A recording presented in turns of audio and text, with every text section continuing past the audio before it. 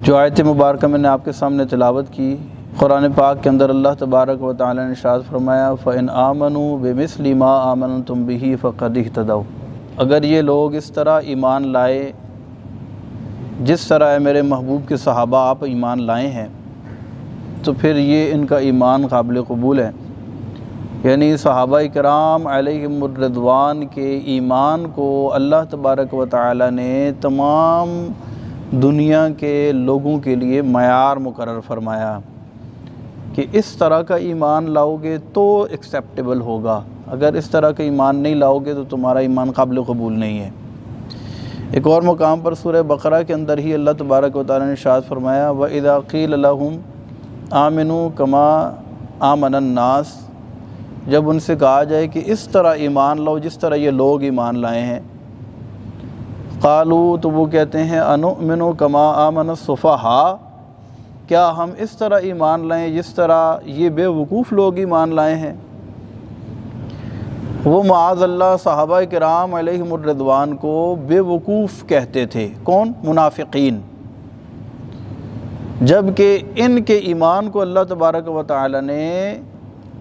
معیار مقرر فرمایا اور کہا کہ یہ ان کا جو ایمان ہے یہ لوگوں کے لیے معیار ہے،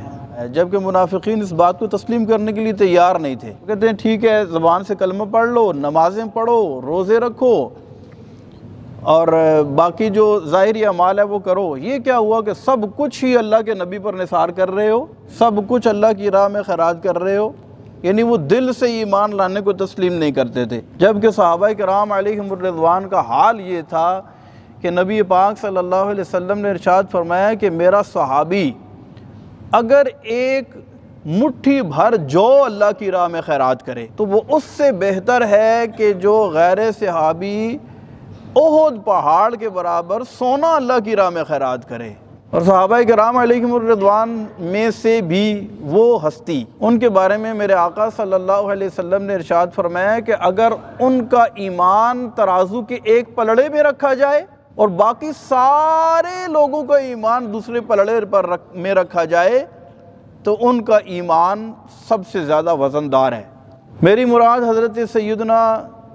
ابو بکر صدیق رضی اللہ تعالی عنہ ہیں، جن کو اللہ تبارک و تعالی نے مخلوق میں سب سے زیادہ درجہ عطا فرمایا انبیاء کے بعد، جنہیں کہتے ہیں افضل البشر بعد الانبیاء۔ انبیاء کے بعد سب سے افضل درجہ کس کا ہے، سب سے افضل مقام کس کا ہے؟ حضرت سیدنا صدیق اکبر رضی اللہ تعالی عنہ۔ ان کو عاشق اکبر بھی کہا جاتا ہے۔ جس نے اللہ کے نبی صلی اللہ علیہ وسلم سے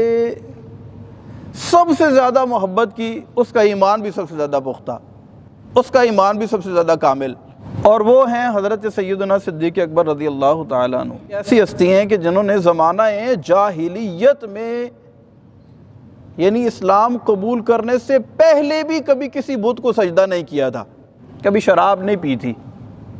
کبھی جوا نہیں کھیلا تھا، بلکہ آپ کے بچپن کے عالم میں ایک مرتبہ آپ کے والد آپ کو بت خانے میں لے گئے اور کہا کہ بت کی پوجا کریں اور بت کے آگے سجدہ کریں۔ تو حضرت سیدنا صدیق اکبر رضی اللہ تعالیٰ عنہ نے پتھر اٹھایا اور بت کو مخاطب کر کے کہا کہ اگر تو خدا ہے تو اپنے آپ کو بچا، اور پتھر مارا بت کو۔ اب وہ بت زمین پر گرا اور ہیبت صدیقیت سے پاش پاش ہو گیا، ٹکڑے ٹکڑے ہو گیا۔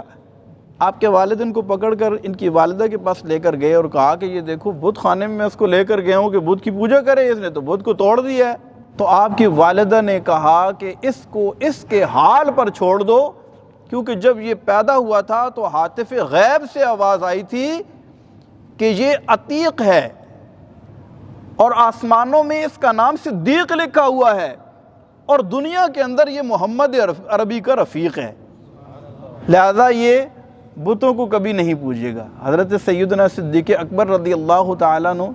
جب آپ کلمہ پڑھ کے مسلمان ہوتے ہیں، سب نے کوئی نہ کوئی دلیل مانگی، لیکن آپ نے بغیر دلیل کی کلمہ پڑھا اور مسلمان ہوئے۔